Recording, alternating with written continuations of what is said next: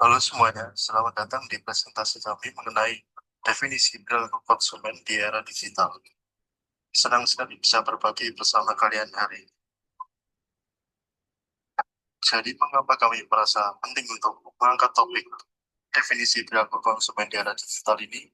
Karena tentunya kami merasa topik ini penting untuk dibahas, terutama untuk kita yang hidup di zaman di mana riset produk dan keputusan beli itu semakin gampang. Bisa hanya melalui layar ponsel saja, mulai dari melihat review, cek harga, sampai baca testimoni. Semua bisa dilakukan dalam hitungan detik saja. Nah, jadi tantangannya untuk kita yaitu bagaimana caranya kita mengetahui bagaimana cara konsumen memilih yang benar-benar sesuai kebutuhan mereka dan apa saja yang mendorong keputusan pembelian dari para konsumen tersebut. Itulah kenapa kami merasa penting untuk mengangkat topik ini. Next. Baik, terima kasih. Sekarang, kita masuk dalam tujuan penulisan artikel. Di artikel ini ada dua hal utama yang kami tuju.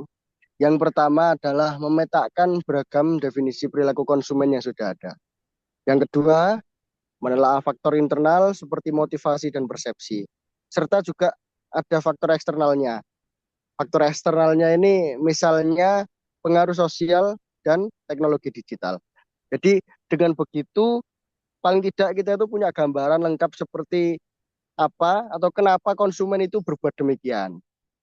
Lanjut.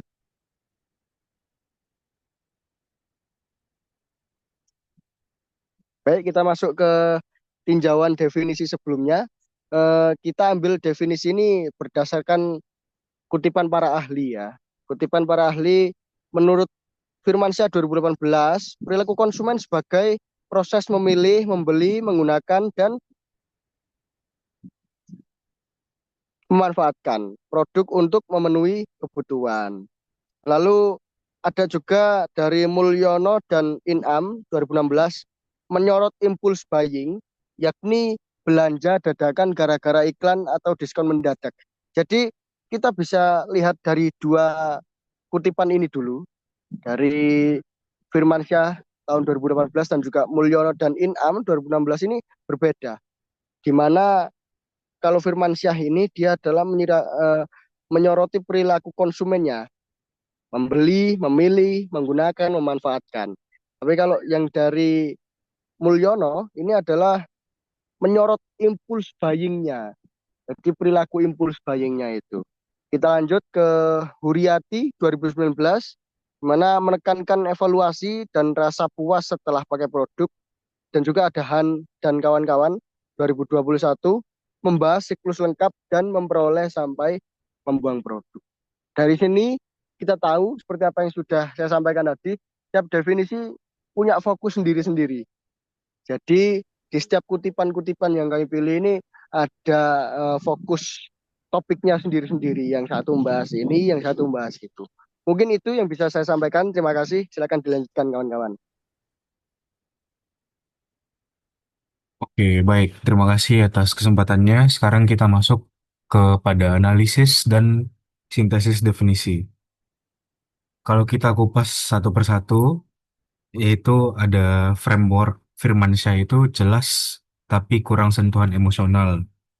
Tidak menjelaskan adanya pengaruh emosi dalam perilaku konsumen. Selanjutnya, ide impulsif buying pas di pasar online, tapi nggak menjelaskan proses langkah demi langkah. Pendekatan evaluasi Huriati kuat, hanya saja kurang memperhitungkan pengaruh notifikasi digital.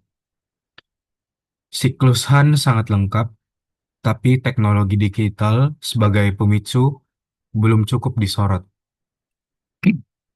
Jadi, menurut hasil analisis kami, perpaduan ideal dari aspek-aspek definisi di atas harus menyertakan struktur proses yang bersifat rasional, kemudian emosi dan teknologi harus berjalan secara beriringan.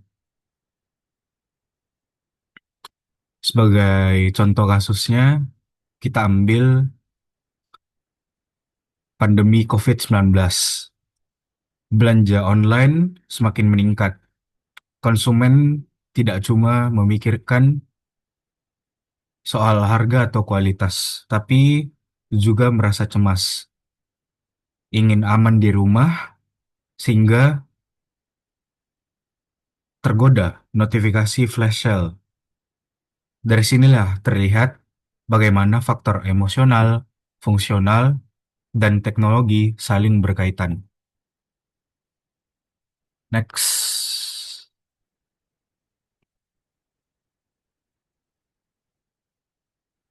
Ya, bagian definisi akhir yang dihasilkan.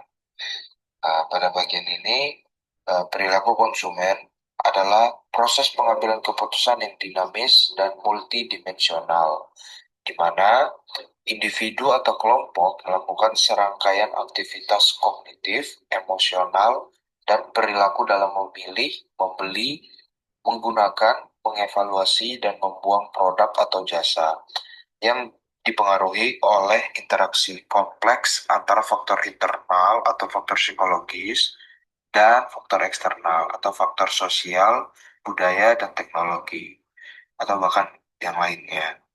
Yang pada akhirnya itu bertujuan untuk memenuhi kebutuhan dan keinginan mereka.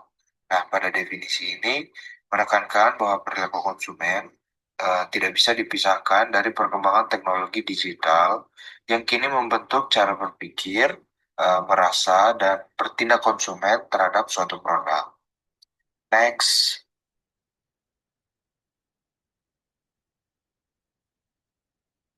Oke, selanjutnya bagian kesimpulan singkat. Pada bagian ini, perilaku konsumen merupakan konsep yang kompleks dan terus berkembang, khususnya di era digital. Pemahaman menyeluruh terhadap aspek rasional, emosional, dan teknologi dalam perilaku konsumen itu sangat penting bagi pengembangan strategi pemasaran yang adaptif dan efektif. Definisi ini tetap terbuka untuk dikembangkan, terutama dalam merespons kemajuan teknologi masa depan seperti AI dan virtual reality. Oke, pada definisi ini masih dapat dikembangkan lebih lanjut untuk mengakomodasi pengaruh teknologi masa depan, seperti artificial intelligence, seperti yang tadi dibahas, virtual reality, dan saya menambahkan satu di sini, yaitu machine learning, yang semakin mengubah cara konsumen itu berinteraksi dengan produk dan layanan. Sekian.